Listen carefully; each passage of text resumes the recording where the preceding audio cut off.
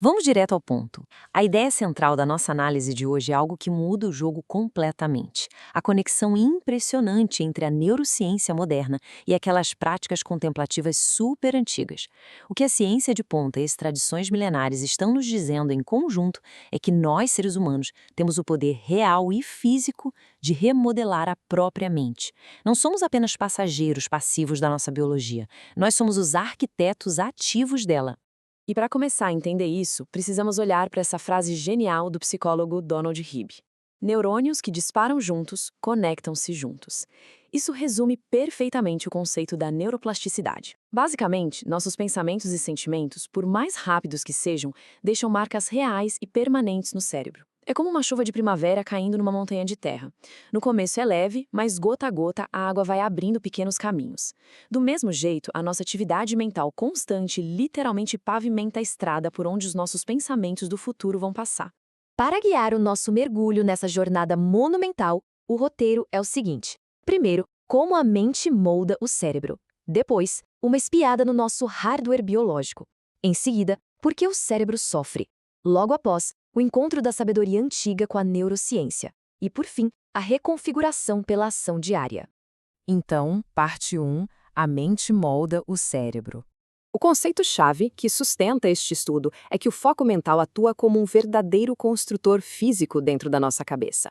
O exemplo clássico e absolutamente fascinante é o dos motoristas de táxi de Londres. A rotina deles exige decorar um labirinto absurdo e infinito de ruas caóticas. E adivinhem só, imagens cerebrais provaram que o hipocampo desses profissionais, que é justamente a área do cérebro essencial para as memórias espaciais e visuais, se torna fisicamente maior do que a média. Essa é a prova inegável de que o cérebro cresce e se adapta às exigências que a mente impõe. O tecido neural é literalmente argila, e a mente é a escultora. Vamos avançar para a parte 2 e entender como isso se constrói por dentro, o nosso hardware biológico. Para ter uma ideia do trabalho maravilhoso dessa mente escultora, precisamos olhar para a escala biológica do cérebro humano, que é de cair o queixo.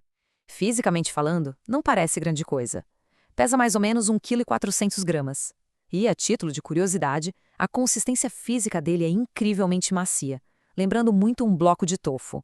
Olhando assim, fica bem fácil subestimar uma massa tão pequena e com essa aparência tão frágil, não é mesmo? Mas as aparências enganam muito. Dentro desse espacinho apertado no nosso crânio, existe uma densidade que chega a ser difícil de imaginar. Essa pequena massa esconde a impressionante marca de 1,1 trilhão de células individuais. E desse número estonteante, 100 bilhões são neurônios totalmente ativos. A engenharia fica ainda mais complexa porque cada um desses 100 bilhões de neurônios possui milhares de sinapses, que são as conexões entre eles. A qualquer momento, seja focando intensamente num problema do trabalho ou dormindo o sono mais profundo possível, esses neurônios chegam a disparar sinais elétricos até 50 vezes por segundo. São quadrilhões de sinais correndo sem parar, formando essa rede gigantesca que experimentamos diariamente como a nossa mente. Agora, o que chama muita atenção na biologia humana é o paradoxo da nossa energia. O cérebro representa uma fração quase insignificante do nosso peso total, só uns 2% da massa corporal, mas, incrivelmente, ele engole 25% de todo o oxigênio e glicose do corpo. Podemos pensar no cérebro como a geladeira da casa. Ela está sempre ligada, em atividade contínua e incessante. E o mais curioso de tudo é que, quer a gente esteja num esforço intelectual profundo ou apenas em estado de repouso absoluto, esse consumo titânico de energia continua praticamente o mesmo.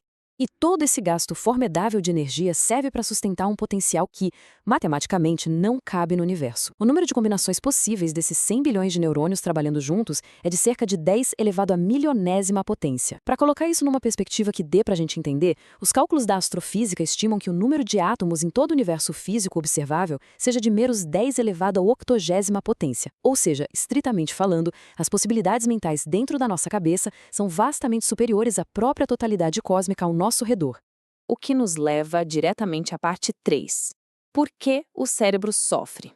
Com todo esse potencial cósmico infinito e uma máquina orgânica perfeita, fica grande dúvida. Por que essa ferramenta tão avançada tem uma tendência quase instintiva para criar sofrimento psicológico? Bem, quando analisamos as estratégias evolutivas de sobrevivência, fica evidente que o nosso sofrimento não é um erro de fábrica. Na verdade, é o preço que pagamos por sermos excelentes em sobreviver. Nossos ancestrais no reino animal precisavam de táticas muito duras. Eles precisavam separar o que estava conectado para criar limites e territórios, tentavam forçar a estabilidade no mundo em constante transformação e se agarravam desesperadamente aos raros momentos de prazer enquanto fugiam das dores mortais. Na selva, isso era impecável. Mas hoje, na complexidade do ser humano moderno, esses antigos alarmes biológicos geram dores muito sofisticadas.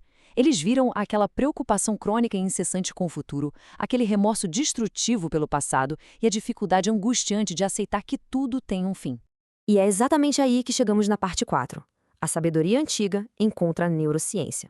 Para domar essa mente inquieta, faz todo sentido buscar o conhecimento dos grandes especialistas que estudam esse hardware milênios antes de os laboratórios existirem. Praticantes contemplativos, como monges budistas, são essencialmente os verdadeiros mestres cuca da mente, e isso ilustra brilhantemente como uma filosofia introspectiva de mais de 2000 anos mapeia com uma precisão absoluta as descobertas neurológicas de hoje. O primeiro pilar, a virtude que foca em não causar danos, reflete perfeitamente o nosso córtex pré-frontal atuando para frear impulsos, em harmonia com o efeito calmante do sistema parasimpático. A atenção plena, que é o foco no presente, é exatamente o nosso maquinário biológico trabalhando no aprendizado e na criação de novas conexões neurais. E a famosa sabedoria milenar é, no fundo, seleção neural pura, a capacidade madura do cérebro de inibir respostas nocivas e fortalecer os caminhos que nos trazem paz a longo prazo.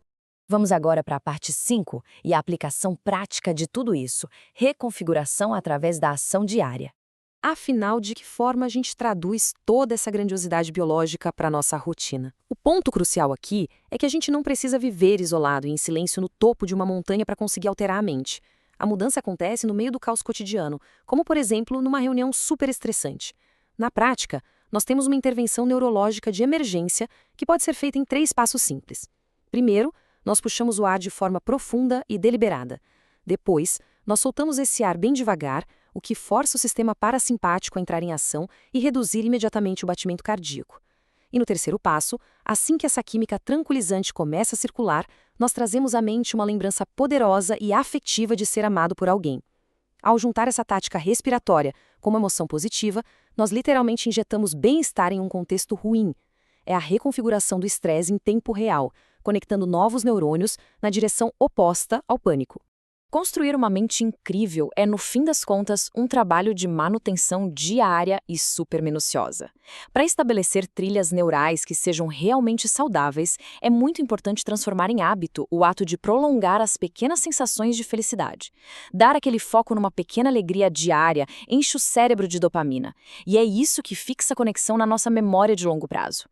Simultaneamente, é vital termos conosco a mesma compaixão e paciência imensas que teríamos com o sofrimento de uma criança inocente. A chave de ouro que une tudo isso é a persistência microscópica. Basta lembrar daquelas pequenas e implacáveis gotas de água que conseguem esculpir cânions inteiros com o tempo.